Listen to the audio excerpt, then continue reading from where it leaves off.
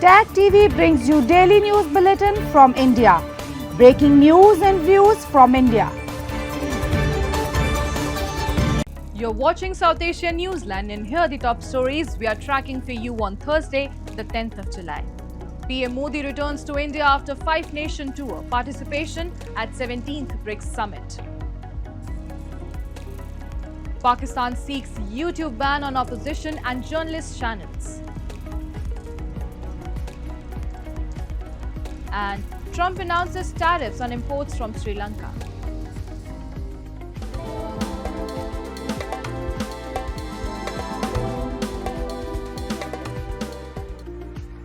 And now for all the details.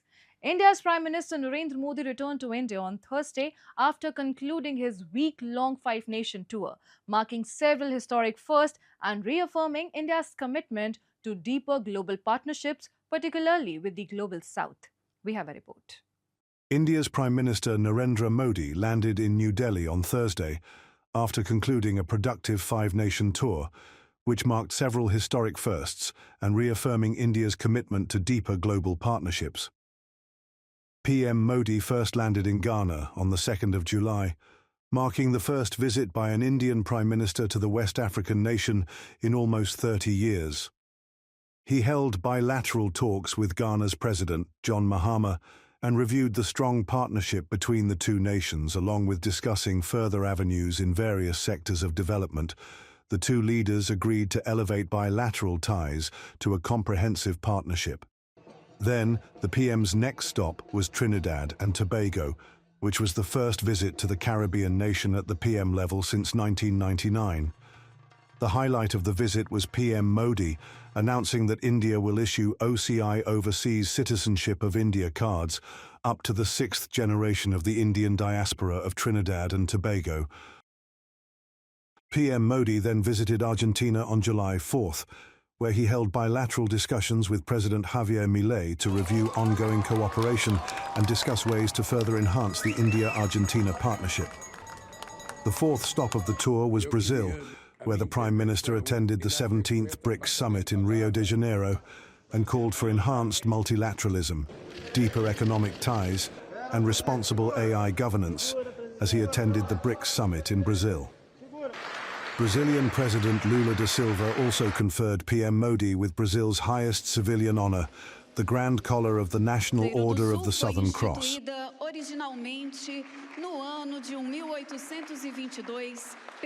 In the final leg of his tour, PM visited Namibia, where he addressed the Namibian Parliament and received a standing ovation from the members. During his address, Prime Minister Modi stated that the ties between India and Africa are based on respect, equality, and mutual benefit. He stated that India seeks to cooperate with Africa and not to compete, and expressed India's support for Africa's Agenda 2063, its industrialization and readiness to expand cooperation in defense and security.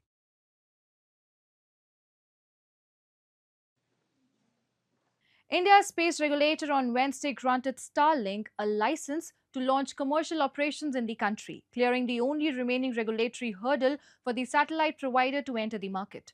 The Elon Musk-led firm has been waiting since 2022 for licenses to operate commercially in India. Last month, it received a key license from India's telecom ministry to launch, but has been waiting for a go-ahead from India's space regulator. Starlink's license is valid for 5 years, the country's space regulator, Indian National Space Promotion and Authorization Centre, said. Starlink would be the third company to receive India's nod to enter the space, with India previously approving applications by Eutelsat, Open's new tab, OneWeb and Reliance Jio to provide services in the country. Starlink will now need to secure spectrum from the government, set up ground infrastructure and also demonstrate through testing and trials that it meets the security rules it has signed up for. The satellite internet service provider has joined hand with Indian telecom giants Airtel and Jio for providing the services in India. Ironically, before the collaboration, Musk and billionaire Mukesh Ambani's Jio clashed for months over how India should grant spectrum for satellite services. India's government sided with Musk that spectrum should be assigned, not auctioned. Alphabet-owned YouTube has told more than 2 dozen critics of Pakistani government that it is considering blocking their channels after a local court sought to ban them for being anti-state. As per a Reuters report, the channels that could be blocked in Pakistan due to a court order includes that of the main opposition party, of its leader, jailed former Prime Minister Imran Khan, and journalists critical of the government. The Judicial Magistrate Court in Islamabad said it was seeking the ban after the National Cybercrime Investigation Agency criticized the channels in a June 2nd report for sharing highly intimidating, provocative, and derogatory contents against state institutions and officials of the state of Pakistan. YouTube told 27 content creators that their channels could be taken down if they did not comply with the court orders. If you fail to do so as per our local law obligations, we may comply with the request without further notice, the popular video sharing platform said in emails this week to the channel owners, Reuters reported. Government has said the creators would also face criminal charges. The order is the latest in a series of laws and regulations from Islamabad that have enabled the authorities to crack down on critics and dissidents. It has blocked social media platforms like X, Facebook, and TikTok on several occasions. Digital rights campaigners say that any ban would further undermine free speech in Pakistan, where the authorities are accused of stifling newspapers and television, and social media is seen as one of the few outlets for dissent. Newspaper vendors in POJK are on the brink, struggling with plummeting sales and no government aid. Once key players during public rallies, they now feel completely abandoned. We have a report. Newspaper vendors in Pakistan-occupied Jammu and Kashmir have been struggling to stay afloat due to declining sales and a lack of government support. Many of those who once sold hundreds of copies now barely manage to sell a fraction of that. Vendors feel ignored by the very system that once relied on them during public rallies and protests. Masrul अरसा corona virus जब से शुरू हुआ है उससे पहले अखबार की अहमियत आवाम में बहुत ज़्यादा पाई जाती थी। जिसके बाद आज़ाद कश्मीर में कोरोना जैसी वबा आई है उसके बाद जो अखबार 1000 की वो 300 पे आ गई है, जिसकी वजह से अखबार फरोश मुतासर हुआ है। अखबारी सनत का ज़वाल होने की वजह से अखबार फरोश को जो मसलन आज से साल 2 साल पहले 100 की हज़ारों की तादाद में अखबार फरोश काम कर रहे थे, वो आज गिनती दर्जनों के हिसाब से रह गए हैं। Despite their role in disseminating information and contributing to public awareness, newspaper sellers in POJK claim they have been consistently overlooked. और सबसे ख़ास बात ये कि इस शोबे से वाबस्ता मुझे कम से कम 31 साल हो गए हैं, मगर हुकूमत के बेहिस्सी, अखबारी मालकान की बेहिस्सी की वजह से आज दिन तक अखबार फरोशों को एक चार आने की भी जो ना हुकूमत की तरफ से सपोर्ट की गई है और ना मालकान की तरफ से सपोर्ट की गई है। अखबार फरोशों को हमेशा साफ़ी भाई भी जो हमारे हैं उन्होंने तो कोशिशें की है, मगर उनकी कोशिशों के बावजूद हमें रीढ़ की हड्डी तो जलसे जुलूसों रैलियों खताबात के दौरान रीढ़ की हड्डी की हैसियत दी जाती है, मगर रीढ़ की हड्डी को आज दिन तक किसी ने तक़वियत नहीं दी है। सिर्फ वो रीढ़ की हड्डी एक जलसे जुलूस में या एक खताब के दौरान किसी प्रोग्राम में या इस तरह के अखबारी सनत का प्रोग्राम होता है उसमें हमें रीढ़ की हड्डी तो कहा जाता है, मगर आज दिन तक रीढ़ की हड्डी को किसी ने सहारा नहीं दिया है। As newspaper sales continue to decline and support remains absent, many fear that the once thriving network of newspaper vendors in Pakistan-occupied Jammu and Kashmir may soon disappear entirely. Sri Lanka's government industry is bracing for a major hit after US President Donald Trump announced a 30% tariff on imports from Colombo, effective 1st of August. The United States is Sri Lanka's largest apparel buyer, accounting for about 40% of exports and $1.9 billion in revenue last year. The industry, which employs 300,000 people, mostly women, is the country's third largest source of foreign exchange. The new levy, revealed in a letter to President Anurakumara Dissanayake on Wednesday, put Sri Lanka at a disadvantage compared to competitors like Vietnam, which faces a 20% tariff. Bangladesh, another key player, was slapped with an even higher 35% tariff, while India's rate is yet to be disclosed. In a news briefing on Thursday, a top finance ministry official said Sri Lanka will continue discussions with US over this move.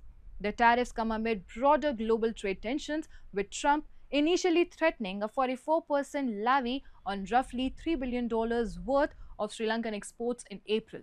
Despite these developments, the IMF last week maintained a positive outlook for Sri Lanka's economy while cautioning that external risk, particularly from global trade policy shifts, remains significant. Following the recent flood in Nepal-China border region, which till now has claimed at least 9 lives and 19 are missing, Nepali lawmakers from both the opposition and ruling parties during the Wednesday's parliamentary session demanded cross-border information sharing mechanism with China. As per the preliminary investigation, no alert was given by the Chinese side regarding Tuesday's flooding. Officials in Nepal were not aware of the flood until the waters reached the border point between Rasuwa and Nuwako districts due to the lack of a real-time data sharing mechanism with China. The cause of the flood has been ascertained due to the permafrost. The flash flood that originated from Tibet's Lehende River has left vehicles covered in debris along with a trail of destruction. The entire sections of the Rasuwa-Gari-Timur area is now disconnected with electricity and communication services disrupted. But the Nepal army and locals are clinging onto the slopes to make a way out. The flood was triggered by intense rainfall and possibly a glacial lake outburst on the Chinese side of the border. क्षेत्रमा राम्रोसँग siren र विपदको पूर्व सूचनाको ठीक ढङ्गले व्यवस्थापन गर्न नसक्दा यो प्रकृतिको क्षति भएको भन्ने प्रारम्भिक प्रकारको अनुमान छ। सँगै अहिले चीनसँग सीमा जोडिएका क्षेत्रहरूमा हिमतालहरू उच्च जोखिममा रहेका र ती जुनसुकै पनि बेलामा विस्फोट भएर उच्च प्रकारका दुर्घटनाको सम्भावना रहेको छ। यसतर्फ नेपाल सरकारले चिनिया सरकारसँग गम्भीरतापूर्वक वार्ता संवाद गर्ने, काउन्टर पार्टहरूलाई सक्रिय तुल्याउने, सूचना आदान प्रदानलाई सक्रिय बनाउने र त्यसका माध्यमबाट सम्भावित विपदका बारेमा पूर्व तयारी अवलम्बन गर्न जरुरी छ। Authorities also stated that several missing may have been swept away or buried in the customs yard. Rescue efforts are ongoing with teams working round the clock to evacuate the stranded. Till Thursday morning, a total of 150 individuals, including 127 foreign nationals, had been evacuated. त्यसै जानकारी भएन एक्कासी बाढी आउँदाखेरि भूकम्प जस्तै भयो के अनि कोठादेखि अनि हामी निस्केर हेर्दाखेरि खोला खुल्लै भयो। And that's all in tonight's edition. We will see you same time tomorrow. Till then, good night.